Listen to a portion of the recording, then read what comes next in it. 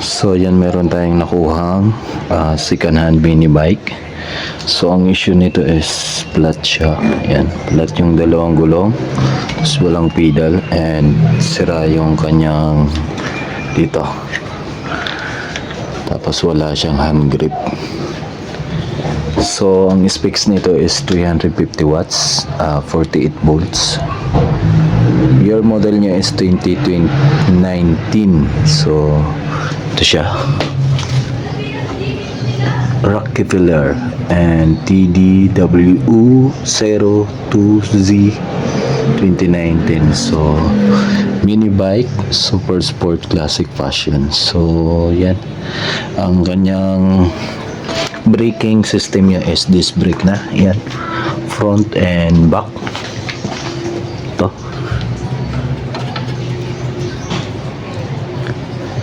Tapos nandito nakalagay yung kanyang controller. Yan. May pedal din siya, pedal assist. And ito yung shock niya. FE. Shock absorber niya is FE-688. Yan. Meron din siyang bottle holder dito. Tapos ito may siya, cellphone clip or cellphone holder na may charging. USB charging. Yan. Tapos ito wala na siya dito, hand grip. Tapos ito yung kanyang pinaka-cylinder. Tapos susian niya wala na din.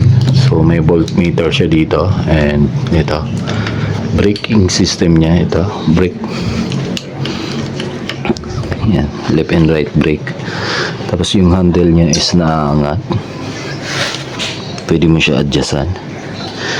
And pwede rin siya i-fold. So napo-fold din siya. Ito yung folding. So ito napo-fold din dito. Yan. Yan yung fold niya din. Parang nababali siya pag ano. Tapos ito yung kanyang gulong sa harap. So ang sukat ng gulong ay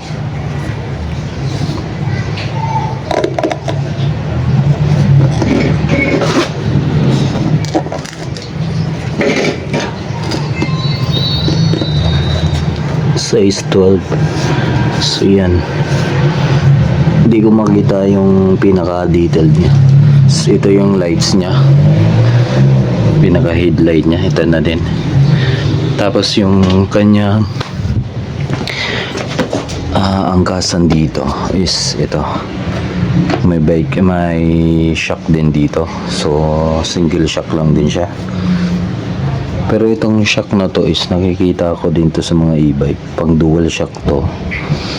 Tapos may 305 300 mm, tapos 275. Tapos mayroon din siya ditong brake light. Yan, sport, may nakalagay na sport. Ito rin, ilaw. So ito yung motor niya, 350 watts yan, na 48 volts yung specs. So ang battery niya is nandito, lagayan dito ng battery. Tinignan ko na to, wala siyang battery na laman. So lithium bat to. Hindi ko lang alam kung anong pinaka fully specs ng kanyang battery, kasi ang ano niya is 48 volts. Yung sa ampere naman hindi ko lang sure kung ilang amp, kasi maraming mabibiling 48 volts lithium bat na 20 amps to 30 amp. So yan, may pedal assist siya. Ito. So ito yung kanyang lagay ng battery sa ilalim ng upuan.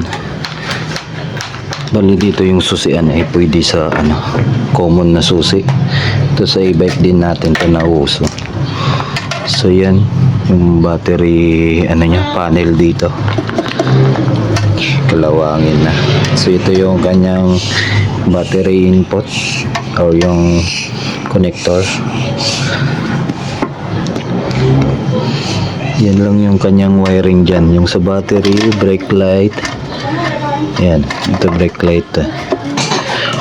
Or yung pinaka dito,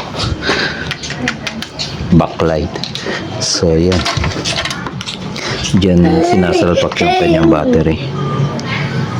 House. So ganyan yung itsura niya.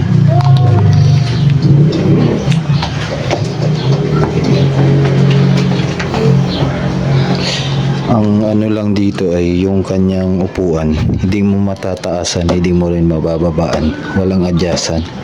Pero malapad yung upuan. So ganito itsura niya pag inupuan ko.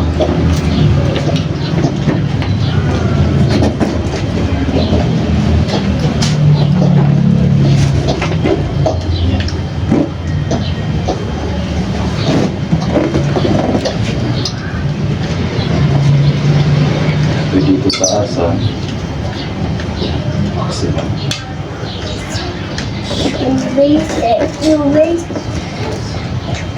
Pwede rin ang kasa ng bata. Kulit na bata. So pwede ito pang high school or elementary. Basta matangkad na bata. Kasi yan, 3 years old yung bata na yan. Hindi pa niya abot yan. Hanggang 10 years old, alanganin pa yan. So, siguro mga 15 above. Kaya na yung bike na yan, or e-bike na yan. So, siguro ang speed nito is 45. Yung pinaka-max niya. Kasi 350 watts, medyo mabilis din yan. Kasi yung common na e-bike, or yung Wusu e-bike and mobility is 350 watts din yun. So, mga gano'n din, pumapalo ng gano'n. So yan lang yung mga katabs, share ko lang to.